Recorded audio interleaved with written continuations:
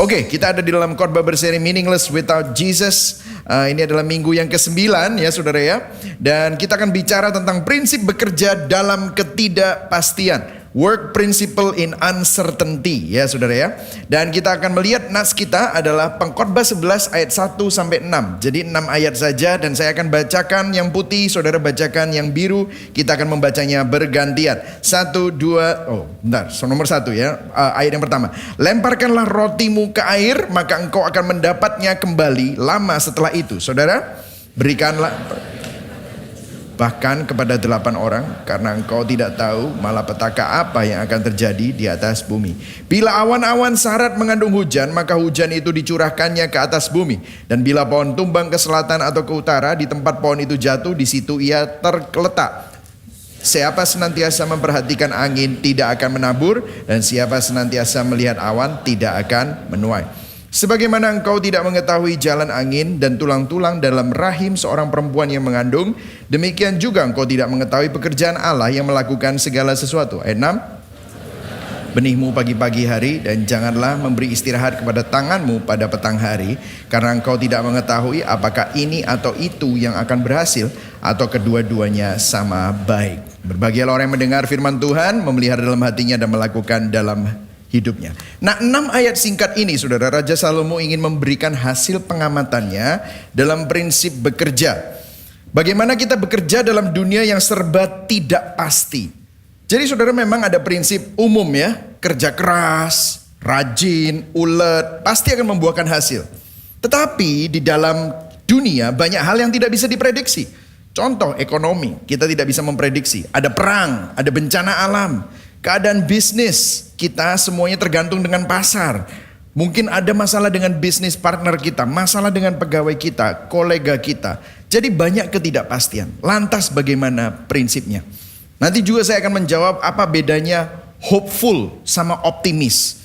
Apa sih pastor bedanya orang yang berpengharapan sama orang yang optimis itu bedanya seperti apa? Terus apa bedanya orang yang berserah sama Tuhan sama orang pasif? Itu bedanya apa? Ada orang yang percaya bahwa Tuhan berdaulat, terus dia berserah, gitu ya.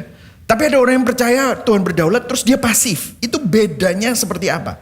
Terus kemudian bagaimana kita bersikap di dalam pekerjaan dalam dunia yang tidak pasti ini, terutama katanya Tuhan berdaulat. Bagaimana dengan kerja keras kita? Hubungannya seperti apa? Nah, pertanyaan-pertanyaan seperti itu sering membuat banyak orang Kristen beriman menjadi bingung untuk menyikapi pekerjaan dan usaha mereka dan menghidupi iman mereka terhadap Injil. Itulah sebabnya hari ini kita akan bicara. Nah, saya akan memberikan sedikit background ya saudara ya. Ingat, ini adalah pasal ke-11. Pasal ke-11 kita bergerak menuju ke akhir dari kitab Pengkhotbah. Saya ingin mengingatkan bahwa segala sesuatu yang diperingatkan oleh Raja Salomo di kitab Pengkhotbah itu sudah kita bahas. Contoh tentang pekerjaan. Itu kita sudah bahas kalau saudara masih ingat di Pengkhotbah 2 ayat 11. Bahwa pekerjaan tanpa Tuhan itu sia-sia memang. Kalau saya baca ya, kemudian kuteliti segala karyaku, segala jerih payahku untuk menyelesaikan karya-karyaku itu. Maka sadarlah aku bahwa semuanya itu tidak ada artinya. Jadi dia udah bangun banyak hal. Kalau tanpa Tuhan itu usaha seperti usaha sia-sia menjaring angin. Jadi Raja Salomo menggambarkan pekerjaan itu sia-sia kalau tidak ada lensa kekekalannya. Dan kemudian dia juga bicara tentang uang, kekayaan sebagai kesia-siaan dan usaha menjaring angin. Contohnya apa? Di Pengkhotbah 5 ayat 9. Siapa mencintai uang tidak akan puas dengan uang. Siapa mencintai kekayaan tidak akan pernah puas dengan penghasilannya. Ini pun sia-sia. Jadi sudah jelas ya bahwa uang, pekerjaan, kalau kita terobsesi dengannya, maka ini akan membawa kita kepada kesia-siaan dan kefanaan. Nah, saat kita beralih kepada bab 11 menuju kepada kesimpulan dan resolusi dari buku ini, Pengkhotbah tidak mengesampingkan prinsip-prinsip tadi. Tetapi dia mau berkata begini, meskipun pekerjaan itu fana dan sia-sia, dan meskipun kamu tahu kalau kamu hidup terobsesi dengan uang itu bahaya, tapi kan kamu tetap harus kerja. Kamu kan harus tetap butuh uang. Jadi dia memberikan prinsipnya bagaimana menghidupi itu semua dengan supaya kamu tidak terikat dengan pekerjaanmu dan uangmu, tetapi pada saat yang sama juga tahu bahwa ada banyak ketidakpastian tapi ada yang pasti. Itulah sebabnya prinsip bekerja di pasal 11 ini, bekerja dan investasi yang bijaksana. Baik secara fisik maupun secara spiritual. Kita akan ambil dua-duanya. Nah, kalau saudara perhatikan nanti kita akan ada 3 poinnya. Bagaimana hidup dan bekerja dalam ketidakpastian. Kemudian poin yang kedua adalah yang pasti di dalam ketidakpastian itu apa. Kemudian Injil memberikan lensa kepastian di dalam ketidakpastian. Ya, banyak pasti ketidakpastian. Nggak apa-apa, kita akan belajar sama-sama. Oke, kita akan mulai yang pertama. Bagaimana hidup dan bekerja dalam ketidakpastian? Yang siap belajar katakan yes. Oke. Nah, kita akan mulai dari ayat 1 ya. Di ayat 1, Pengkhotbah 11 ayat 1 saya punya versi yang terjemahan sederhana Indonesia. Oke. Kita akan baca yang terjemahan sederhana Indonesia. Baca sama-sama ya. Yang bawah. 1, 2, 3. Jualah hasil panenmu ke negeri asing karena sudah beberapa waktu kamu akan menerima keuntungannya. Nah, kalau saudara perhatikan di ayat 1 di terjemahan baru dikatakan lempar roti ke air. Maksudnya apa? Ini adalah gambaran perdagangan internasional. Jadi Raja Salomo mengajarkan, kamu perlu berani untuk berdagang ke negara lain. Karena gini, pengiriman di dunia kuno ya, zaman dulu itu upaya yang sangat beresiko. Karena kamu harus kerjasama dengan yang punya kapal dan kamu hasil panenmu kamu taruh di sana dan dia akan pergi dan jual hasil itu ke negara lain lewat air. Dan apa yang terjadi biasanya itu seperti melemparkan roti ke laut dan berharap roti itu kembali dengan selamat dan mendapatkan keuntungan. Itu lama banget. Tapi prinsip yang pertama ini begini. Prinsip pertama, kenapa kok ini penting? Raja Salomo mau bilang begini sama kita, bahwa kita tuh perlu berani mengambil inisiatif dan bekerja. Meskipun ada ketidakpastian, ada resiko. Nah, kalau saudara nanti lihat ya, ini gak bisa sendirian ya. Karena kalau enggak, berarti kita ambil resiko saja. Bukan itu. Tetapi Raja Salomo sedang bicara sama orang-orang yang pasif. Orang-orang yang takut. Orang-orang yang mungkin selalu punya berhala kontrol ya. Kamu harus berani mengambil inisiatif dan bekerja meskipun ada resikonya. Di dalam dunia yang fana tidak ada yang pasti memang. Selalu ada resiko dan hal-hal yang tidak bisa kita ketahui, faktor X. Jangan hal-hal itu melumpuhkan inisiatif kita. Jadi nggak bisa kita ini pasif. Dan kemudian kalau saudara lihat di ayat yang ketiga dan keempat, mendukung apa yang dikatakan di ayat yang pertama. Ya, kita lihat di ayat yang ketiga dan keempat. Apabila melihat awan gelap dan tebal, jangan heran kalau hujan turun. Ke arah manapun pohon tumbang, di sanalah pohon itu tetap tergeletak. Ayat 4, baca sama-sama. 1, 2, 3. Namun jangan terlalu dipengaruhi oleh situasi. Karena kalau kamu selalu menunggu sampai angin dan cuaca menjadi sempurna, kamu tidak akan pernah menabur benih dan tidak akan memanen hasil. Nah, ini mendukung poin yang tadi kan. Jadi kalau yang poin tadi berani untuk mengambil inisiatif dan bekerja meskipun ada ketidakpastian, ada resikonya. Nah, 1B, ketidakpastian atau resiko bukanlah pembenaran untuk kita takut bergerak dan menjadi pasif. Karena kalau mau nunggu waktu yang perfect, gak akan pernah jalan-jalan kita, saudara. Jadi gini saudara, banyak orang itu gak kerja-kerja, gak jalan-jalan, atau gak berani untuk mengambil langkah. Karena apa? Resikonya terlalu tinggi. Mungkin gara-gara trauma masa lalu, pernah rugi, investment yang salah. Mungkin gara-gara robot trading ya, beberapa tahun yang lalu ya, gak beberapa tahun sih, tahun lalu saudara ya. Atau mungkin investasi bodong gitu. Mungkin saudara pernah ditipu oleh teman saudara. Mungkin saudara pernah ditipu oleh bisnis partner saudara. Saya dikecewakan, saya dikhianati, saya disakiti. Akhirnya gak mau kerja hal-hal seperti itu lagi. Gak mau invest lagi, play it safe. Itu juga gak benar. Tuhan gak mau kita gak mengusahakan. Jadi gini, sama halnya, itu saya tulis di bawah. Gegabah dalam bekerja dan ceroboh dalam bertindak, itu kebodohan. Tetapi pasif karena takut akan resiko dan ketidakpastian, itu juga bodoh. Karena pasti ada resiko di mana-mana gitu, saudara.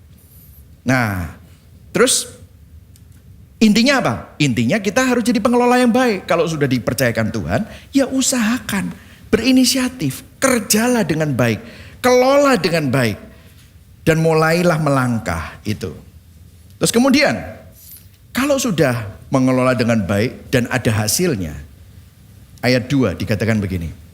Baca sama-sama ya. 1, 2, 3. Bagilah penghasilanmu dalam berbagai usaha. Stop dulu sampai di situ. Jadi disuruh mengelola sampai menghasilkan. Oke? Jadi bagilah penghasilanmu. Artinya apa yang saudara kerjakan sudah ada hasilnya. Ya. Kemudian dibagi hasilnya dalam berbagai usaha. Oh, ini diajarin diversifikasi. Karena kamu tidak tahu bencana apa yang akan terjadi.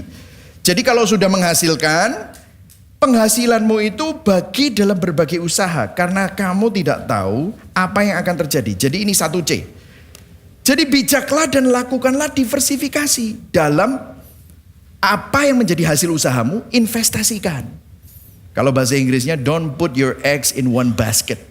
Jangan taruh semua telurmu di keranjang yang sama gitu ya. Tidak ada yang tahu bencana apa yang mungkin terjadi di bumi. Dalam ketidakpastian yang kita hadapi, maka kita perlu bijaksana menghitung semua resiko. Calculated risk. Cerdas untuk mendiversifikasikan apa yang kita hasil dari apa yang kita kerjakan. Investasikan gitu saudara. Karena kita nggak tahu. Makanya saudara banyak sekali kita itu melihat, oh enak ya kalau masukin ke sini bunganya tinggi, dimasukin semuanya ke sana, ternyata itu penipuan. Wah, hilang semua duitnya gitu ya.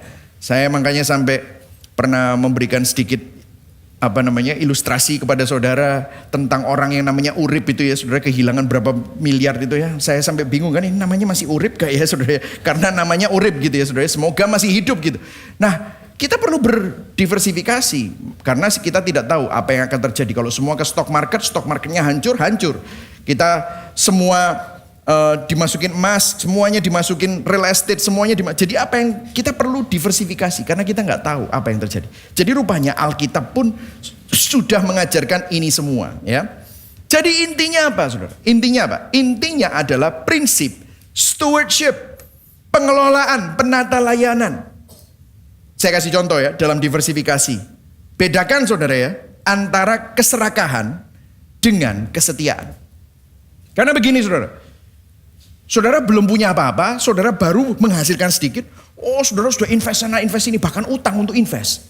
Waduh, apa yang terjadi? Kalau saudara seperti itu terlalu berani, apa yang terjadi? Saudara akan masuk dalam berbagai duga karena saudara serakah. Firman Tuhan berkata di 1 Timotius 6, dikatakan bahwa orang yang ingin kaya jatuh dalam berbagai-bagai duga. Jadi kalau saudara lihat di dalam investasi pun kita jangan didorong oleh keserakahan. Dalam diversifikasi, bagilah penghasilanmu. Artinya sudah dinasihati untuk mengelola dulu. Baru setelah ada hasilnya, baru hasilnya ditata layankan, dikelola. Baru didiversifikasi.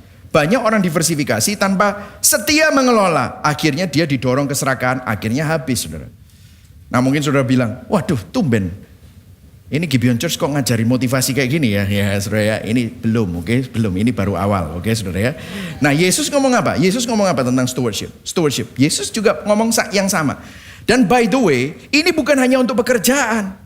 Ini dua-duanya. Yesus ngomong begini, Lukas 16 ayat 10 sampai 11.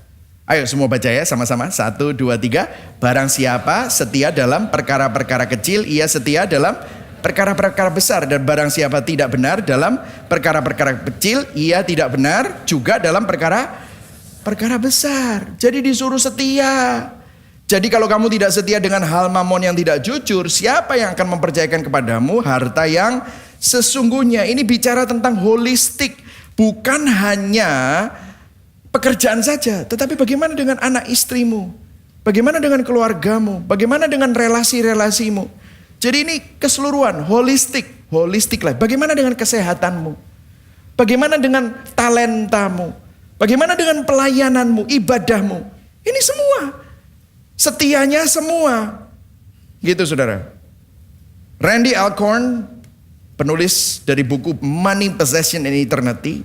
Ini tentang uang ya, bicara gini. Kelimpahan dalam keuangan bukanlah ketentuan Tuhan bagi saya untuk hidup dalam kemewahan. Itu bekal Tuhan bagiku untuk membantu hidup orang lain. Tuhan mempercayakan kepadaku uangnya, bukan uang kita. Bukan untuk membangun kerajaanku di bumi, tetapi untuk membangun kerajaannya di surga. Terlalu sering kita beranggapan bahwa Tuhan telah meningkatkan pendapatan kita untuk meningkatkan standar hidup kita. Padahal tujuannya adalah untuk meningkatkan standar kemurahan hati kita. Oh, disuruh mengelola. Kalau dikasih berkat, namanya berkat harus jadi berkat. Itu yang dimaksudkan pengelolaan. Jadi begini saudara. Tadi kan prinsip bekerja. Tetapi dengan prinsip yang sama, selain dalam bekerja, prinsip yang sama juga dapat teraplikasi dalam spiritualitas serta kerohanian kita. Karena nggak ada dikotomi. Jangan berpikir sekuler, kerja ya. Terus habis itu rohani. Oh ya ini kita ke gereja. Makanya ada orang, saya pernah ngomong-ngomong sama bisnismen, terus dia bilang gini, Pak, agama itu nggak bisa dicampur sama bisnis. Karena bisnis kotor, agama itu suci. Nah ini nggak ngerti ini ya filosofinya. Akhirnya apa yang terjadi? Dikotomi. Katakan kepada kanan kiri, jangan dikotomi. Nah, tahu ya dikotomi? Hidup dalam dua dunia, nggak connect. Agama ya agama, oh ya Kristen, iman ya iman. Terus habis itu nggak nyambung sama kehidupan sehari-hari. Nah ini masalah sudah. Nah saya akan lihat poin yang tadi 1A, 1B, 1C. Saya akan coba untuk menerjemahkan kepada yang spiritual. Tapi sebelumnya tentang stewardship. Katakan sama-sama stewardship, oke?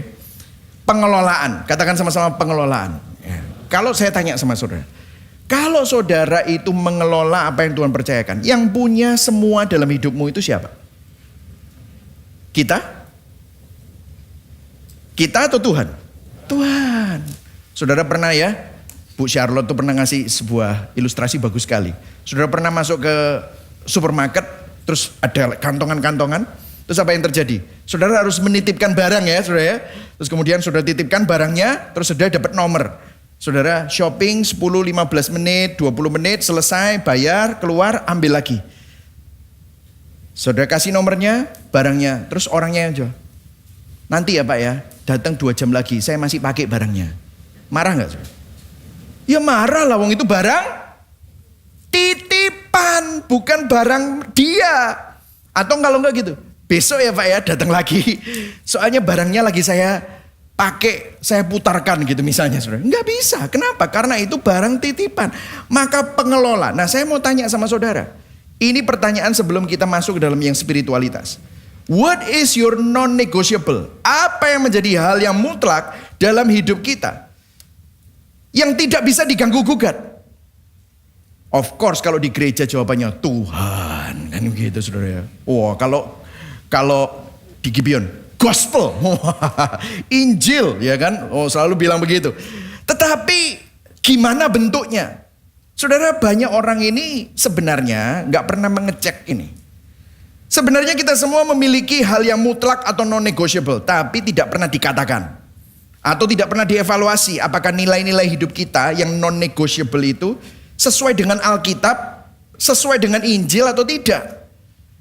Kita perlu periksa apakah hal yang non-negotiable, yang mutlak dalam hidup kita ini hanya nilai praktikalitas yang kita warisi dari orang tua, atau nilai yang kita serap dari budaya karena ngetren, ataukah itu prinsip Alkitab yang kekal, yang akan selalu teraplikasi sepanjang masa. Saya kasih contoh ya, saya kasih contoh. Saya harap kalau saya ngasih contoh, tidak ada yang tersinggung. Kenapa? Ini bisa menyinggung soalnya. Oke? Katakan pada kanan kiri, jangan tersinggung loh ya. Ya. Saya nggak nyebut nama, dan saya nggak bilang ini dari konseling. Saya nggak bilang dari manapun ya. Cuman begini ya saudara, begini. Saya temui banyak orang ya. Pada waktu mereka mau membuat keputusan tentang hal-hal dalam hidup mereka, mereka membuat keputusan itu purely driven by money. Misalnya, suami istri, mereka pas-pasan, dapat tawaran kerja di luar kota, tapi suaminya harus away dari keluarganya, berbulan-bulan, ketemu 3 bulan sekali sama istrinya, atau ketemu 2 minggu sekali sama istrinya. Terus akhirnya apa? Ya udah, kita kerja demi uang kan. Kita akhirnya apa yang terjadi? Padahal pada waktu di altar, saat senang atau susah, kaya atau miskin, sehat atau sakit, kan gitu kan? Tapi kan ini susah, lagi susah. Ya udah kita pergi, boom, pergi. Ya ini masih 3 bulan, bisa balik lagi, oh senang, terus bawa uang, wah senang gitu ya. Ya istrinya dapat transferan, senang ya kan, segala macam gitu ya. Tapi itu, coba saudara lakukan itu 5 tahun, 7 tahun. Apa yang terjadi dengan pernikahan? Ini saya harus ngomong. Banyak sekali saya mengkonselingi banyak orang, akhirnya apa? Pernikahannya kacau balau saudara. Ada begitu banyak diskoneksi, ada begitu banyak affair gara-gara ini. Ada begitu banyak kesepian, ada begitu banyak disconnection. Orang tua dengan anak dan yang lain-lain, macam-macam. Because papanya tidak present. Contoh lagi, anak itu nilainya harus bagus di sekolah, berprestasi. Akhirnya apa? Les. Terus udah gitu karena berprestasi dia ikut kejuaraan ini. Dan guess what? Dia gak punya waktu bahkan untuk berdoa sebelum tidur karena kecapean. Dia gak punya waktu bahkan hari Minggu. Oh ya ada kejuaraan ini. Itu anaknya itu kemana ya? Sudah lama gak ngelihat. Oh ya dia sekarang aktif sekali. Main basket di mana-mana, juara. Akhirnya apa? Kita bilang Tuhan penting, tapi sebenarnya tidak. Yang penting piala, yang penting nilai. Tuhan, ya kalau ada waktu kita bisa ke sana. Ya kalau ada waktu kita ke gereja. Saya ngomong gini bukan karena saya hamba Tuhan dan gembala sidang di gereja ini. Bukan saudara. Tapi saya melihat ini sebuah trajectory. Trajectory itu adalah sebuah direction, arah. Saudara kalau mau pergi ke Jakarta harus ke barat. Saudara nggak bisa ke timur. Ke timur mau kemanapun saudara nggak akan nyampe ke Jakarta. Kenapa? Arah Jakarta ke barat. Begitu juga ini. Kalau saudara sudah tahu non-negotiable itu adalah Tuhan, tetapi saudara pergi ke arah yang lain, Tuhan tidak akan pernah jadi yang utama dalam hidup anak itu. Akhirnya apa? Kalau anaknya sudah mulai 18, 19, 20, tiba-tiba aku gak percaya Tuhan lagi. Kaget papa mamanya. What happened? Gitu. Kenapa? Ya karena papa mamanya menunjukkan. Berapa kali orang tua didatengin. Dad, aku ada questions. Ma, aku ada pertanyaan. Ini aku lagi mau doa, udah lama gak doa. Daddy capek, kamu doa sendiri ya. Apa yang terjadi? Kita mengkomunikasikan bahwa kepada anak-anak kita, capek kita lebih penting daripada doa. Kita vacation hari Minggu gak ke gereja, udah gak apa-apa. Dad, aku ini ada ini, diajakin sama Pastor Dave untuk kesini. Gak penting. Kamu mau gak ikut sama Daddy pergi ke sini? Ya udah ikut. Akhirnya apa? Itu gak penting. Apa yang terjadi? God is negotiable. Yang non-negotiable apa? Piala. Yang non-negotiable apa? Nilai bagus. Loh, saya nggak bilang nilai bagus nggak penting, saudara. Saudara, waktu anak saya pergi ke Amerika untuk sekolah, teman-temannya banyak yang ke Ivy League, banyak yang ke universitas-universitas yang besar. Dia juga pingin. Saya bilang, pertama kali yang perlu dipikirkan apa? Komunitasnya, kekristenan, gerejanya. Karena percuma kamu dapat edukasi tinggi sekali, tapi waktu kamu pulang, kamu kehilangan imanmu. Persis seperti apa yang Yesus katakan. Buat apa kamu memiliki seluruh isi dunia tetapi kamu kehilangan nyawamu. Inilah yang dimaksudkan. Makanya kita itu punya filosofi hidup, cara pandang yang non-negotiable itu perlu dievaluasi, saudara. Banyak orang Kristen bilang yang non-negotiable itu Tuhan, tapi gimana bentuknya? Nah, saya akan coba ulang 3 poin yang di atas dalam bentuk spiritualitas yang non-negotiable tadi. Berani mengambil inisiatif untuk serius dengan Tuhan meskipun ada banyak ketidakpastian. Nah, ini pengulangan yang kedua, saya ingin mengaplikasikan poin yang sama pada iman dan spiritualitas kita. Saudara, semua disiplin rohani membutuhkan inisiatif dan usaha. Saudara ke gereja, parkirnya susah, ini gak gampang memang. Saya mengapresiasi ya, di balik ruangan ini ada ruangan bayi yang orang tuanya itu bayinya masih di bawah 2 tahun, mereka ada di sini. Saudara tahu, ke gereja susah-susah boyong anak, bawa diaper bag segitu banyak, mungkin ya 20%, 30% saja yang mereka bisa tangkap dari khotbah kita. Tetapi mereka tetap bawa segitu banyak repotnya bawa anak. Saya apresiasi. Kenapa? Kan lebih enak di rumah. Online. Online maksudnya sambil kelesetan, makan sambil ya kalau lihat paling enggak cekrek gitu loh. Sudah lihat ibadah, oh cekrek. Itu loh, atau apa slide-nya Pastor Mike itu sudah saya ini. Terus tag Gibeon Church sama Michael Christian. Nanti Michael Christian pasti repost gitu ya. Oh aku udah ibadah gitu kan. Enakan begitu. Tapi mereka di sana sudah dengernya 20%. Papanya mungkin di sini atau gantian. Mamanya gantian, papanya yang jaga. Saya apresiasi. Kenapa? Artinya dia mengambil inisiatif untuk serius dengan Tuhan. Meskipun ke gereja itu apa sih untungnya? Belum ada kepastian banyak. Tetapi pasti kekal. Semua disiplin rohani membutuhkan inisiatif dan usaha. Gak ada yang mudah. Baca firman, doa. Ada banyak rintangan. Wong saudara doa aja ini bisa ya, saudara lagi doa. Iki WS apa? Wis transfer gak ya? Lagi doa gitu ya saudara. Saudara pikiran macam-macam. Makanya saudara perlu dimatikan terus doa sebentar gitu ya saudara. Jadi apa yang terjadi? Gak mudah. Namun jangan hal-hal itu melumpuhkan inisiatif kita untuk serius dengan iman kita dan melayani Tuhan. Saudara ada begitu banyak kita itu percuma. Saudara tahu gak? Saudara pikir doa itu gak pasti. Saudara coba lakukan doa setahun. Benar doa beneran. Saudara akan belajar tiba-tiba saudara semakin bergantung sama Tuhan. Saudara baca firman. Saudara serius. Benar-benar datang ibadah. Bukan waktu ibadah saya itu lagi WA, Instagraman gitu ya. Tapi benar-benar saudara dengarkan. Saya yakin. Saudara pikir gak pasti? No, itu pasti merubah hidupmu. Ya yang kedua. Jangan ketidakpastian atau resiko itu bukanlah pembenaran untuk kita takut berinisiatif dengan iman dan menjadi pasif. Saudara, dalam spiritualitas dan kerohanian banyak orang gak mau terlibat. Gak mau pelayanan. Kenapa? Trauma masa lalu. Alah gereja doa ya aku pernah kok. Aku gak mau terlalu deket. Gak mau terlalu terjun terlalu dalam.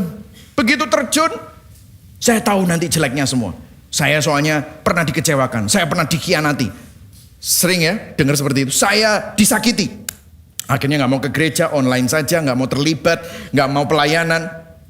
Saudara saya mau kasih sedikit ilustrasi ya. Kalau ada seorang yang main Mozart atau Beethoven. Ada yang bagus, saudara bilang gila keren banget ini ya. Beethoven sounds so good. Karena yang main bagus. Tapi ada orang yang main fals. Kelundung. Kamu main apa? Beethoven. Beethoven kok gak enak ngono gitu saudara. Dengar saudara. Beethoven itu bagus atau tidak, itu kan tergantung pemainnya. Tidak semua pemain itu seperti itu. Jadi dengar saudara, belum tentu semua itu seperti itu. By the way, kalau saudara berpikir bahwa saudara masuk ke sana dan tidak pernah ada masalah, itu tidak mungkin. Karena begitu saudara masuk sana, mungkin saudara yang bawa masalah. Bisa saja. Jadi jangan pernah berpikir bahwa gara-gara ini percuma. Jadi gini, jangan jadikan trauma masa lalu atau pengalaman yang buruk menghalangi kita untuk serius dengan iman kita dan melayani Tuhan. Yang setuju katakan amin. Jadi kita perlu rubah, non-negotiable kita ini apa sih? Seringkali hidup kita ini hanya kuisera-sera, ikut aja, mengalir. No, mengalir itu bahaya saudara. Kita perlu sadar, punya keyakinan itu penting. Terus gini, yang C. Bijaklah dan lakukan diversifikasi dalam kehidupan to have a balanced life. Maksudnya apa? Jangan kerja tok. Mungkin saudara punya banyak inisiatif dalam pekerjaan. Tapi kamu sangat lemah inisiatifmu sebagai suami dan sebagai papa. Mungkin kamu sebagai wanita karir kamu inisiatifnya luar biasa. Tapi kamu sebagai istri dan sebagai ibu, sebagai wanita iman yang mendukung suamimu sangat lemah. Jadi gak bisa hebat dan gak bisa fokus itu cuma hanya satu tok. Hidup ini. Ada orang yang kerja. Kesehatannya gak pernah diperhatikan. Apa yang terjadi? Ya sakit-sakitan. Tunggu aja tanggal mainnya. Kalau Anda masih muda, gak pernah menjaga kesehatan, Anda akan pasti sakit-sakitan. Nanti kalau sudah umur 45 ke atas, saudara. Saya udah mulai merasakannya gitu saudara. Jadi jangan terobsesi sama hal yang fana. Tapi lihat, titipan Tuhan itu bukan cuma kerja, titipan Tuhan bukan cuma hanya tubuh saja.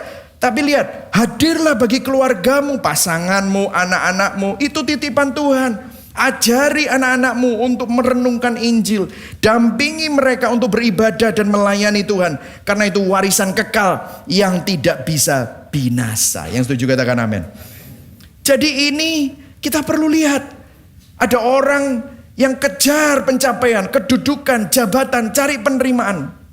Artinya uang, kekayaan, kedudukan, jabatan lebih penting daripada Tuhan, daripada keluarga. Ada orang yang kerja terus sampai lupa ibadah, lupa baca firman, ninggalin disiplin rohani. Relasi dengan istri kacau, tidak punya waktu bergaul, tidak punya waktu olahraga. Pasti saudara hancur salah satu. Akhirnya saudara kehilangan yang saudara pegang itu. Yang saudara sangat getu kejar, itu pun juga saudara kehilangan. Jadi saudara melihat ya. Jadi ini bisa teraplikasi bukan hanya dalam pekerjaan, tapi seluruh aspek hidup kita. What is your non-negotiable? Coba kita pikirkan. Next week di dalam pembicaraan care group. Coba bicarakan. Apakah itu benar-benar terjadi dalam hidup saudara? Yang belum ikut care group, ya ikut APS tahun depan ya saudara ya. Baru bisa ikut care group, oke? Nomor yang kedua saudara ya. Kita poin yang kedua. Yang pasti di dalam ketidakpastian. Nah kita masuk ke dalam ayat yang kelima. Kita baca sama-sama ayat yang kelima. 1, 2, 3. Sebagaimana kamu tidak bisa menebak arah angin akan bertiup, atau mengerti bagaimana tubuh seorang bayi terbentuk di dalam rahim ibunya, demikianlah kamu tidak dapat mengerti berbagai pekerjaan Allah pencipta segala sesuatu. Nah, apa maksudnya? Kok tiba-tiba dari kerja, prinsip kerja, kok ngomong tentang kedaulatan Allah? Di sini Raja Salomo memberikan konsep kerja keras, mengambil inisiatif walau ada resiko, ada ketidakpastian, tetapi bijak dalam mengelola untuk hasilnya, diversifikasi. Namun tetap percaya bahwa Tuhan berdaulat. Nah di sini saudara, saya ingin memberikan sebuah filsafat, oke? Mari sama-sama bersifilsafat sedikit. Di sini muncul sebuah ketegangan, tension antara kerja keras, inisiatif manusia, kehendak bebas manusia, dan Tuhan yang berdaulat atas segala-galanya. Nah ini memang tidak masuk di nalar manusia. Karena akal manusia itu terbatas, kategori pemikiran manusia tidak dapat menyatukan kedua hal ini. Jadi pertanyaannya gini, loh Pak, apakah pilihan kita penting? Yes. Apakah kehendak bebas kita penting? Ya penting. Bagaimana dengan kerja keras, inisiatif kita? Penting gak? Wow, penting gitu saudara. Dan pilihan itu ada konsekuensinya, penting gak? Penting. Hidup kita dipengaruhi pilihan kita? Ya. Tapi di sisi lain, Alkitab juga berkata sesuatu yang berbeda. Bahwa semua telah ditentukan dan semua yang terjadi ternyata sudah direncanakan oleh Allah. Nah inilah yang namanya adalah paradoksal. Katakan sama-sama, 1, 2, 3, paradoksal. Apa maksudnya paradoksal? Jadi gini saudara. Dalam Alkitab, manusia memiliki kehendak bebas untuk membuat keputusan tanpa paksaan. Namun pada saat yang sama, tidak ada hal di dalam hidup manusia yang ada di luar kendali kedaulatan Allah. Jadi memang manusia harus bebas. Apa yang kita lakukan dikendalikan oleh kita. Tetapi apa yang terjadi mutlak ditentukan oleh Tuhan. Jadi ternyata ini adalah sesuatu yang alkitabiah. Saya kasih contoh ayatnya ya, Amsal 16 ayat 9. Oke? Nah Bapak ini hanya teknis sebentar ya saudara ya. Oke. Amsal 16 ayat 9. Kita baca sama-sama ya. 1, 2, 3. Hati manusia memikir-mikirkan jalannya, tetapi Tuhanlah yang menentukan arah langkahnya. Coba saudara lihat. Rencana kita, pilihan kita, itu tidak dipaksa. Tidak ada yang memeras dan mengancam kita. Kita memilihnya dengan bebas. Dan kita harus bertanggung jawab atas semua konsekuensi dari semua keputusan yang kita pilih. Tetapi apa yang terjadi sebagai akibat dari rencana itu, akibat dari pilihan kita, menurut ayat ini, sepenuhnya dikendalikan dan ditetapkan sepenuhnya oleh Tuhan. Tidak ada yang terjadi yang tidak sesuai rencana Tuhan. Jadi Tuhan gak pernah kaget. Kok itu terjadi? Gak tak rencana loh ini. Gitu saudara, gak ada. Kaget aku, ya apa gitu saudara. Lu dadakno kayak gitu, enggak ada itu bahasa-bahasa kayak gitu di dalam Tuhan enggak ada. Gitu ya, enggak ada kaget itu. Semuanya tidak ada yang membuat Tuhan terkejut. R.C. Sproul berkata begini, there is not one piece of cosmic dust that is outside of the scope of God's sovereign providence. Tidak ada satu titik debu pun yang ada di luar jangkauan kendali kedaulatan Tuhan. Artinya gini, kalau saudara kelilipan sekalipun ya, itu ada dalam jangkauan Tuhan. Jadi hati-hati saudara. Memang Tuhan itu bisa melakukan segalanya. Jadi gini, meskipun kita semua bertindak dan membuat keputusan secara bebas, tetapi pada saat yang sama segala sesuatu dalam hidup kita sudah ditentukan secara mutlak oleh Tuhan. Nah ini memang susah diterima. Makanya banyak manusia memiliki filosofi yang ekstrim. Nah di sini saya mau berfilsafat sedikit ya. Filosofi ekstrim itu ada dua. Saya pernah membahas ini di Hikmat Amsal melalui lensa Injil ya tahun lalu ya, atau 2 tahun lalu, saya lupa, tahun lalu ya. Ini ada dua pandangan. Yang satu fatalisme. Katakan sama-sama. Fatalisme. Nah fatalisme ini ya, banyak orang berpikir, oh ini lagi Pak Michael lagi bicara tentang Calvinisme, wah reform theology, fatalis, hyper Calvinis itu. Saya nggak bilang fatalisme itu harus Kristen. Saudara tahu nggak? Saya punya teman, dia ngomong sama saya, bro, aku iki nasibe wis diramal bro. Oh ya? Kok iso? Aku wis percuma lah, ngapa-ngapain. Soalnya apa? Aku diramal ambil suhu. Oke, suhu. Aku duwe primbon bro. Primbon. Jadi ada primbon buat dia. Ini sudah tak bukti no akurat. Papaku akurat. Engkongku akurat. Omku akurat. Jadi nanti umur berapa kamu akan kaya. Habis itu kamu akan sakit. Habis itu sembuh. Kaya lagi. Terus habis itu kamu bangkrut. Terus habis itu kamu bisa kaya lagi. Habis itu mati. Gitu saudara, ceritanya begitu. Wes percuma wes. Aku lapo kerja. Sudah diramalkan semua. Saudara tahu ini fatalisme. Semua sudah ditentukan. Untuk apa kita susah-susah? Udahlah nurut aja. Akhirnya mereka jadi pasif. Akhirnya mereka jadi pesimis. Sehingga akibatnya jadi depresi dan hidup dalam keputusasaan. Nah orang Kristen bilang, oh Tuhan berdaulat. Ya sudah enggak usah nginjil. Tuhan berdaulat, kita nggak tahu kan anak kita jadi preman, mau jadi orang hebat, ya sudahlah biarin aja, mau sekolah terserah, itu hidup mereka lah gitu segala macam. Akhirnya apa? Kita jadi pasif, fatalis, ini bahaya, fatalisme, ini ekstrim, semuanya Tuhan berdaulat. Nah banyak orang nggak setuju sama ini, terus habis itu swing to the other side, libertarianisme. Biar keren sedikit ngomong ya. 1, 2, 3. Libertarianisme. Jadi saudara nanti bilang, oh libertarianisme kamu. Wah, apa itu? Nah saudara bisa jelaskan. Oke saudara ya. Ya biar keren dikit gitu ya saudara ya. Nah saudara pernah lihat film Back to the Future? Back to the Future itu masa depan kita ada di tangan kita. Makanya mereka punya mesin waktu. Pergi ke masa lalu untuk mengubah masa lalu sehingga masa depan berubah. Ciptakan masa depanmu. Wah itu para motivator suka bilang begitu kan. Akhirnya apa? Mereka jadi agresif, over optimis, tetapi akibatnya mereka nggak pernah tenang, selalu khawatir akan masa depan. Kenapa? Saudara saya pernah ketemu sama orang yang jadi mahasiswa abadi. Tahu? Ganti jurusan terus. Bisnis, gak cocok aku kayak. Aku tak kimia, mumet aku. Fisika, tambah mumet gitu. Oh graphic design, oh tambah mumet. Lah kau nape tadi apa bro? Ya mungkin aku gak tahu, aku bingung. Jadi dia tidak bisa menentukan. Dia sama satu punya hubungan pacar sama satu orang gitu ya. Kok kayaknya gak cocok ya. Dia mikir-mikir ini gak bisa jadi suamiku atau istriku. Putus. Habis itu ini happy. Tapi awal-awal happy. Lama-lama sudah akhirnya apa? Ganti pasangan. Karena dia takut kalau salah pilih konsekuensinya panjang. Loh memang betul. Tapi masa depan itu akhirnya semuanya tergantung sama dia. Akhirnya apa? Gak bisa tidur. Aduh, aku beli ruko bener gak ya di sini?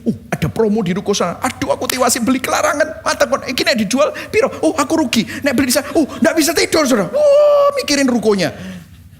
Beli rumah juga gitu. Waduh, cicilannya gini-gini. Aduh, di sana ada promo lagi. Mesti ini nunggu dulu lagi. Sudah dapat sana. Mesti ini tak nego yang di sini. Gak bisa tidur. Bisnis ini, bisnis itu. Bingung terus. Kenapa? Libertarianisme. Semuanya tergantung sama aku. Aku yang memutuskan, aku yang memilih. Kelihatannya hebat. Tapi ternyata manusia tidak sehebat itu. Makanya dia tidak bisa tidur. Kenapa? Banyak faktor X. Tidak bisa dikontrol. Nah, Alkitab tidak pernah mengajarkan fatalisme atau libertarianisme, tetapi pemahaman Alkitab adalah kompatibilisme. Nah, bisa bilang ya, 1, 2, 3, kompatibilisme. Ya, itu kompatibilis, itu orangnya. Itu artinya begini, kehendak bebas kita itu ada batasnya. Kenapa? Kita bukan Tuhan. Akhirnya Tuhan yang menentukan segalanya. Saudara, saya bersyukur loh saudara. Saya umur 48 baru saja, dan saya bersyukur. Yang 48 di 31 Oktober, hari reformasi. Jadi mungkin saya memang dipredestinasi untuk jadi, ya anyway, ya udah jadi. Cuman gini maksud saya bersyukur bahwa semua pilihan saya, semua keputusan saya, model cewek yang saya sukai, untung gak jadi istri saya sekarang. Saya kalau ngelihat selamat gitu saudara.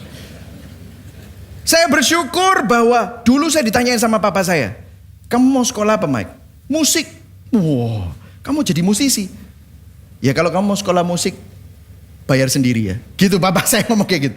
Kalau mau papa bantu, sekolah kimia, fisika, sekolah dokter. Nah itu baru tak bantu. Waduh terpaksa. Akhirnya saya sekolah food process engineering. Nah itu S1 saya. Itu saya bersyukur tapi. Karena apa? Tuhan mengintervensi. Tuhan melalui orang tua. Jadi kedaulatan Tuhan akhirnya melampaui kehendak bebas saya.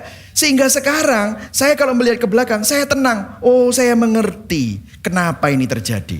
Jadi gini, kita memang berkehendak bebas. Dan harus bertanggung jawab atas semua konsekuensi perbuatan kita. Tapi kita juga bisa tenang. Karena Tuhan tetap memegang kendali. Apalagi bagi saudara yang ada di dalam Kristus. Allah turut bekerja dalam segala sesuatu untuk mendatangkan apa? Kebaikan dalam hidup saudara dan saya. Berikan tepuk tangan buat Tuhan, ini menenangkan, amin. Justru karena dia berdaulat dan memegang kendali, kita bisa beriman, kita bisa berdoa, kita bisa melakukan yang benar, bekerja keras sesuai dengan firman-Nya. Karena kita tahu Tuhan memegang kendali. Jadi poin 2A, apa yang pasti dalam ketidakpastian? Kita mungkin gak tahu gimana cara Tuhan bekerja, gak pasti gimana. Tapi kita yakin bahwa Tuhan pasti bekerja dan berdaulat atas setiap keadaan dan musim hidup kita. Yang percaya katakan amin. Ini menenangkan. Jadi inilah bukti ya, poin yang pertama tadi, itu kan fana. Ini harus dibasiskan ini, karena ini yang pasti. Makanya non-negotiable saudara harus Tuhan. Karena begitu bukan Tuhan, apa yang terjadi? Saudara membangun hidupmu di hal yang tidak pasti.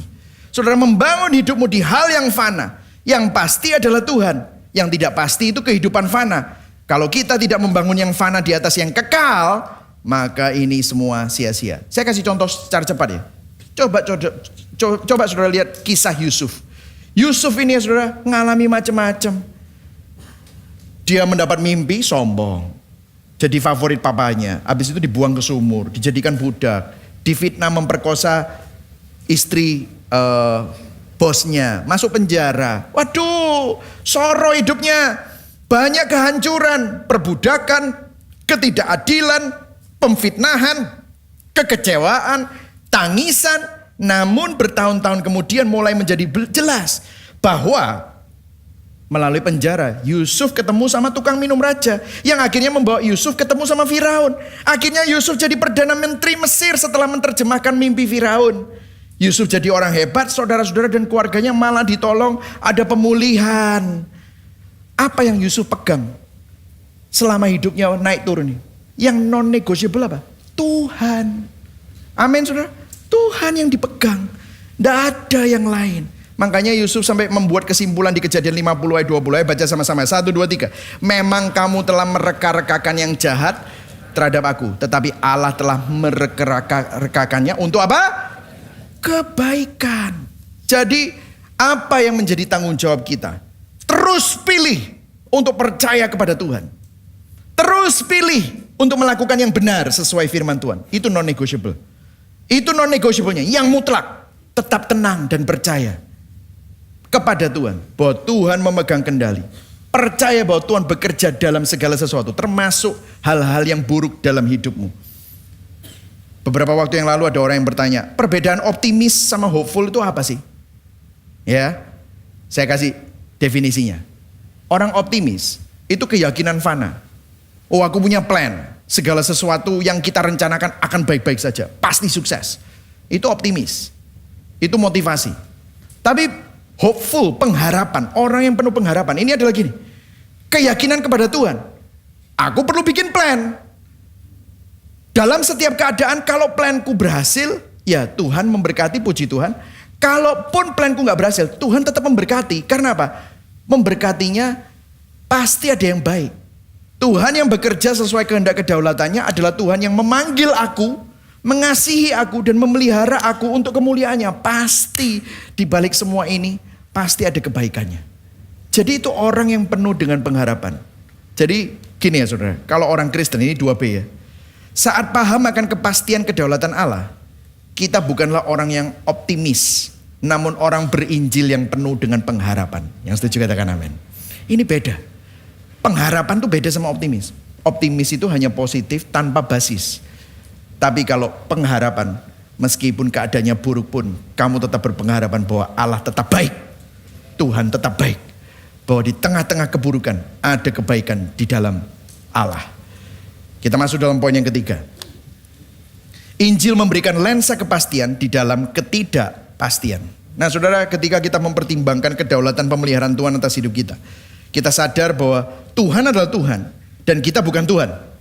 Jadi meskipun kita tidak mengetahui apa yang sedang dilakukan Tuhan, kita dipanggil untuk percaya bahwa Tuhan tahu yang terbaik.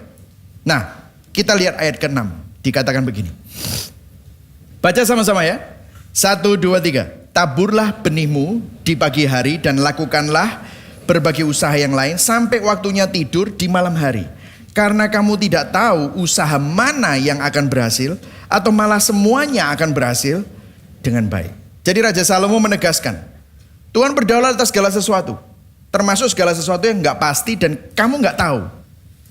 Namun, ini poinnya ini, justru karena Tuhan berdaulat, maka kita perlu menggunakan setiap kesempatan untuk kerja. Makanya dia pakai apa? Menabur. Menabur. Dikatakan dia menabur.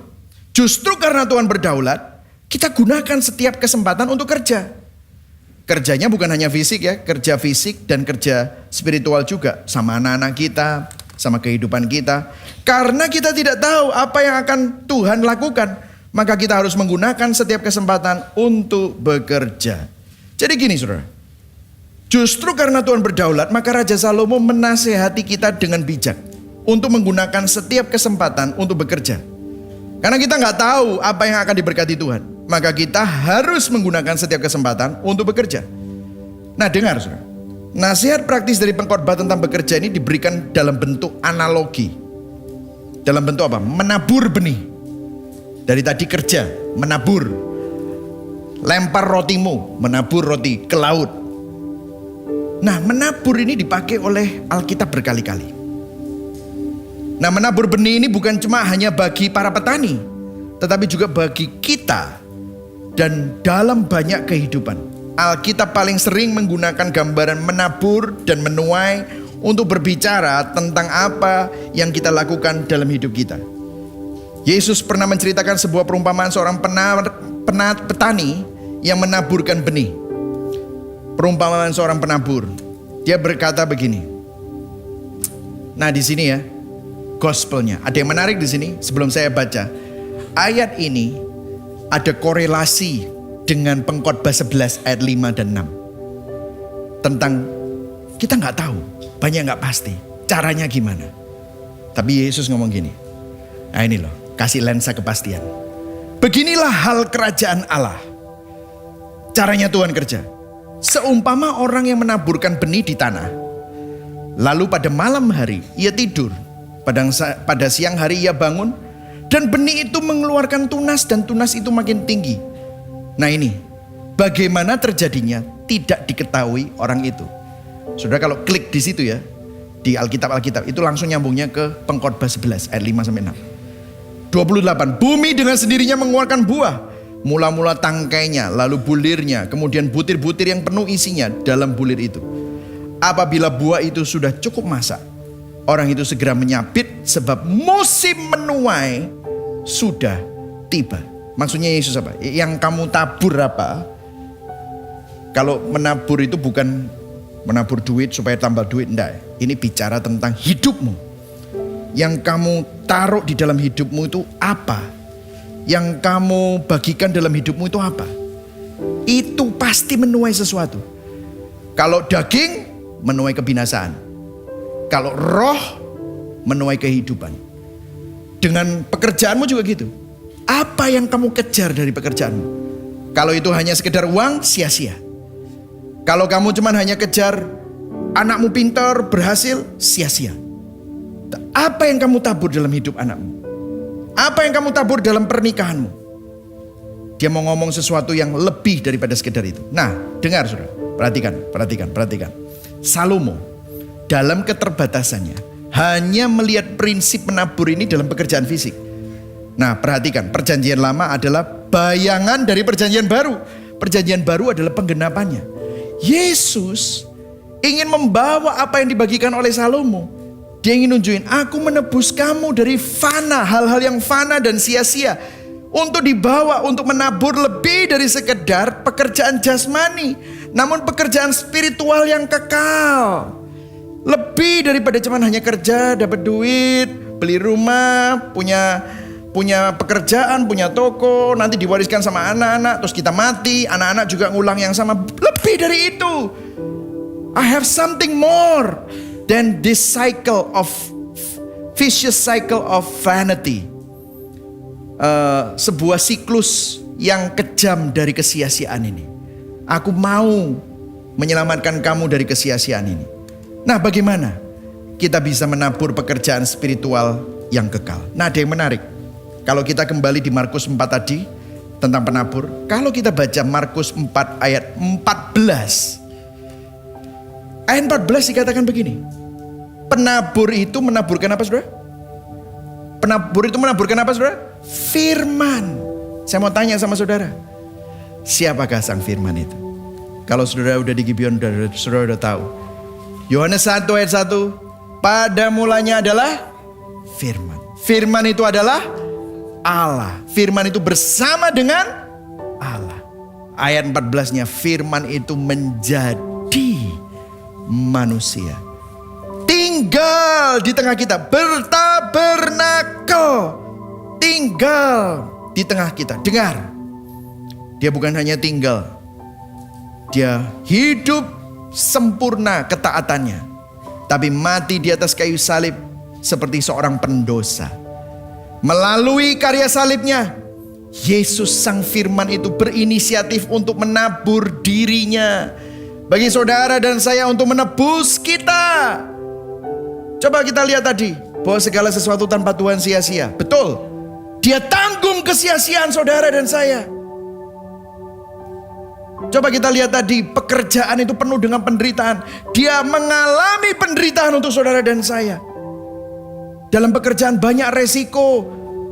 Dia menjalani resiko terbesar bagi saudara dan saya. Dalam pekerjaan ada kegagalan. Dia menanggung kegagalan kita. Kalau saudara gagal, ada banyak kesengsaraan. Dia bukan cuma hanya sengsara karena gagalnya. Dia mengalami kesengsaraan maut. Dan itu bukan kegagalan. Dia menanggung semua dosa dan kejahatan kita. Supaya apa? Melalui penebusannya, di dalam setiap aspek kehidupan, kita tidak lagi terperangkap oleh kesia-siaan. Namun kita mampu menampilkan Kristus. Menaburkan benih kekekalan, kabar baik Injil. Dalam pekerjaanmu kamu menampilkan Kristus. Beda kamu. Dalam keluargamu kamu menampilkan Kristus. Kamu menghidupi Injil. Dalam pertemananmu kamu menampilkan Kristus.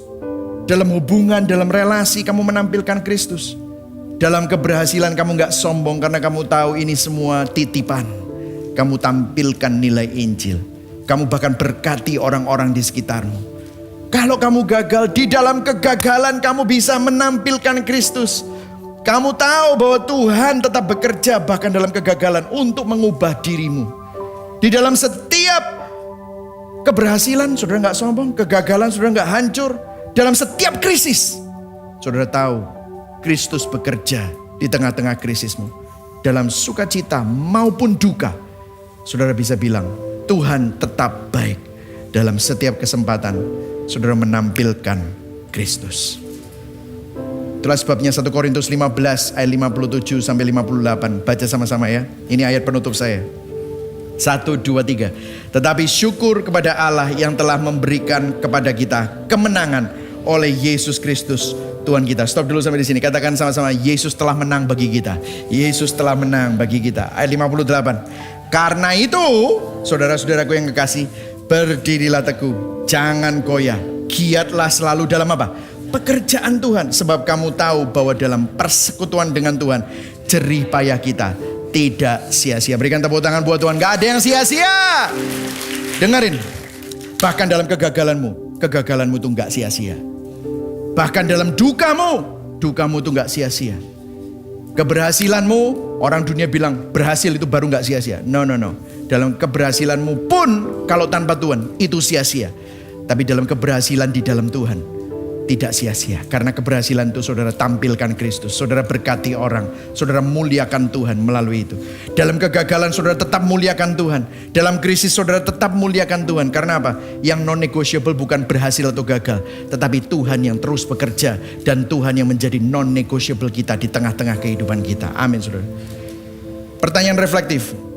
Apakah kita sering takut berinisiatif? Jadi pasif karena takut resiko, tidak pasti, trauma masa lalu, baik dalam pekerjaan maupun iman. Bertobat saudara. Ataukah kita sering terlalu berani dalam hidup mengambil resiko? Kenapa? Karena kamu kepingin kamu kepingin kaya, serakah, ambisi, gak terkendali. Kita perlu bertobat. Apakah hidup kita memiliki balance life? Atau seringkali timpang, off balance? Mungkin saudara kuat dalam satu hal, tapi saudara sangat lemah dalam spiritualitas. Saya mau balik. Ada orang yang senang pelayanan, tapi kerjaannya gak karu-karuan. Itu juga gak memuliakan Tuhan. Ada orang yang kelihatannya teologinya, wah kalau berdebat kayak macan. Wah, begitu bisnis kayak kelinci. Gak benar saudara. Itu perlu berubah. Terobsesi dengan hal-hal yang salah. Sudahkah Anda berjumpa dengan pribadi Kristus dan merenungkan karya salibnya yang menebus kesia-siaan kita, sehingga kita bisa menampilkan Kristus dan menabur Injil di dalam setiap keadaan? Mari sama-sama kita bertobat, membuat yang fana menjadi yang utama. Pandang kepada Kristus yang sudah menabur dirinya demi menebus saudara dan saya dari kesia-siaan, supaya kita bisa hidup dalam kepastian yang kekal. Mari sama-sama bangkit berdiri.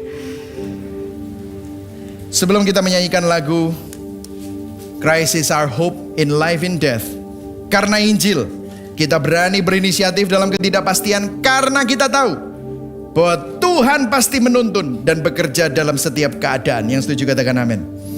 Karena Injil kita sadar bahwa Tuhan berdaulat, namun kita tidak pasif dan tetap bekerja serta melayani Tuhan di dalam setiap kesempatan. Karena Injil, jerih payahmu, taburanmu, pekerjaanmu maupun pelayananmu dalam setiap aspek hidup kita tidak pernah sia-sia. Berikan tepuk tangan buat Tuhan. Amin saudara.